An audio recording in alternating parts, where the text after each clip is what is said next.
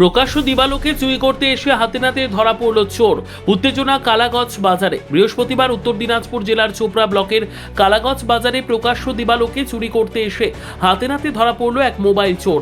স্থানীয় সূত্রে জানা যায়, কালাগঞ্জ বাজারের জুতোর ব্যবসায়ী উত্তম দেবনাথের দোকান থেকে মোবাইল চুরি করে পালানোর চেষ্টা করার সময় ধরা পড়ে ওই ব্যক্তি।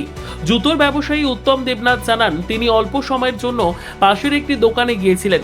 সেই সুযোগ অভিযুক্ত ব্যক্তি দোকানে ঢুকে মোবাইলটি নিয়ে পালানোর চেষ্টা করে। বিষয়টি বুঝতে পেরে তিনি নিজেই চোরটিকে হাতে নাতে ধরে ফেলেন। এরপর আশেপাশের অন্যান্য ব্যবসায়ীরা ঘটনাস্থলে জড়ো হয়ে চোরটিকে একটি পিলারের সঙ্গে বেঁধে রাখেন।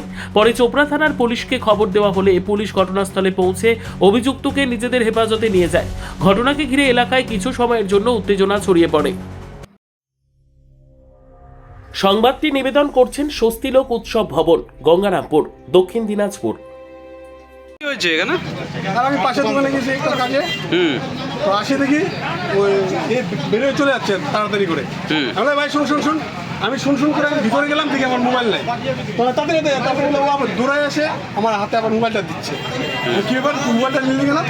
না দাদা, এমনি এমনি মানে মোবাইল চুরি করতে আসছে? হ্যাঁ, মোবাইল চুরি করে নিয়েছিল। আমি না তো দিয়েছিল অলরেডি।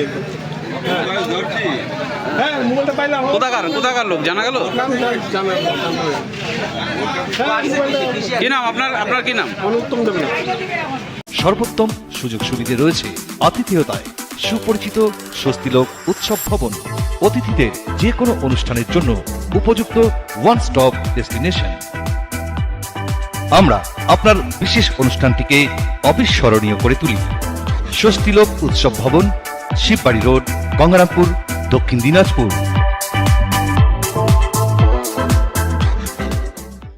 ব্যুরো রিপোর্ট, উত্তর বাংলা সংবাদ।